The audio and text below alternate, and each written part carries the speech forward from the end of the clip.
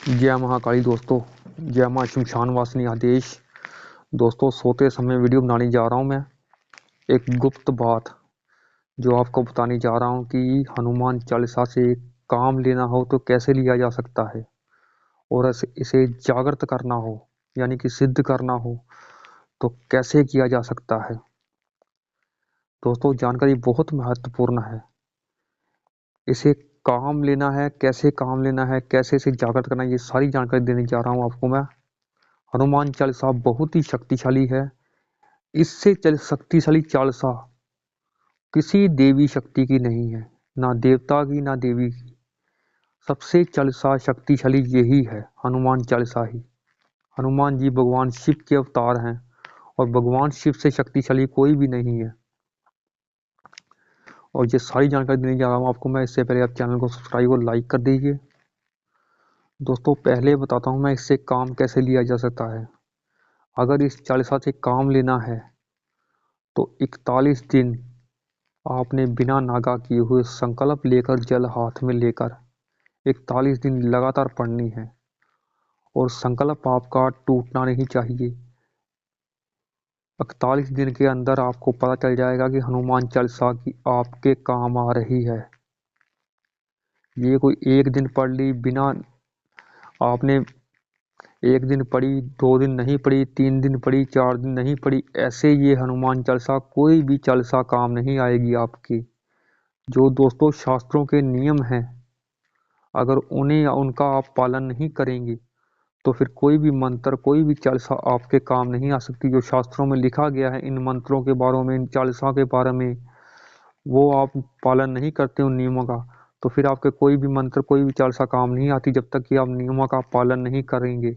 41 दिन के अंदर लगातार आप पढ़ेंगे हनुमान चालीसा तो आपको पता चलेगा कि हनुमान चालीसा हमारे फायदा कर रही है हमारा कहीं ना कहीं। और इसे अगर जागृत करना हो तो फिर आपने क्या करना है, फिर आपने पूरी विधि का पालन करना है। फिर आपको ब्रह्मचर्य का पालन भी करना पड़ेगा वहां पर, जब आप इसे जागृत करने जाएंगे। फिर अंडा मीट शराब भी आप नहीं खा सकते, और आप जमीन पर ही सोएंगे। फिर 41 दिन आपको ऐसा करना पड़ेगा। फिर आपने घी का दीपक जलाकर, लाल आसन लेकर, पूर्व दिशा की तरफ मुख रखकर अपना, पहले आपने गणेश भगवान का नाम लेना है 11 बार। उनसे चालीसा की सिद्धि की प्रार्थना करनी है आपने, अपने कार्य सिद्धि की। और हनुमान जी से इस चालीसा को सिद्ध करने की प्रार्थना करनी है। हनुमान जी की तस्वीर के सामने आपने बैठ जाना है, और एक पटड़े पर लाल कपड़ा बिछाकर आपने हनुमान जी को भोग में 2 लड्डू का भोग लगाएं, और अगरबत्ती धूप जलाकर आपने बैठ जाना है। लाल कपड़ा बिछाकर आपने पटड़े पर, उस पर आपने हनुमान जी की तस्वीर की स्थापना करनी है, और आपने पूरब दिशा की तरफ अपना मुख रखना है। 11 बार गणेश एक माला कर लें भगवान गणेश के मंत्र की। उसके बाद आपने 108 पाठ रोज इस हनुमान चालीसा के करने हैं। और ये संकल्प आपका बिल्कुल भी टूटना नहीं चाहिए जब आप सिद्ध करने जाएं इनको। मैंने कई बार कहा कि जब आप कोई चीज़ सिद्ध करने जाते हैं उनमें गलती नहीं होनी चाहिए कोई भी, नहीं तो अंतरिक्ष शक्ति अंतरिक्ष रूप में ही काम करेगी। अंतरिक्ष शक्ति कभी भी सामने आकर कोई आपका फायदा नहीं करेगी, ना ही कोई नुकसान करेगी। अंतरिक्ष शक्ति अंतरिक्ष रूप में काम करेगी, चाहे वो थोड़ी देर बाद ही क्यों ना करे। देर से करती है लेकिन करती जरूर है। चाहे वो बुरा करे चाहे अच्छा करे, बुरा भी कर देती है। अगर आप ऐसी जब सिद्ध करने जाते हैं किसी चीज को, कोई मंत्र को या कोई चालीसा को, वहां आप गलती करते हैं तो उसकी सजा आपको जरूर मिलेगी। चाहे वो कभी कभी मिल सकती है, चाहे 1 साल के बाद भी मिले, क्योंकि अंतरिक्ष शक्ति कभी भी अपने ऊपर अटैक नहीं लेती। भगवान कभी भी अपने ऊपर अटैक नहीं लेते किसी चीज का भी, ना अच्छे का ना बुरे का, ये याद रखें। इसलिए आपने 41 दिन ब्रह्मचर्य का पालन, अंडा मीट शराब आपने नहीं खाना।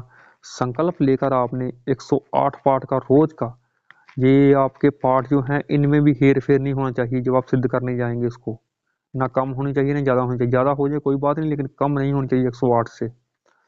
और रोज आपने जहाँ आपने चालीसा पढ़नी है वहीं जमीन पर ही सो जाना है आपने। इससे ये चालीसा जागृत हो सकती है। ये गुप्त विधि दोस्तों मैंने आपको बताई है, और कुछ ही पूछने के लिए कमेंट कर सकते हैं। जय महाकाली। कभी कभार मैं भी कुछ बताना भूल जाता हूँ। जय श्री महाकाल।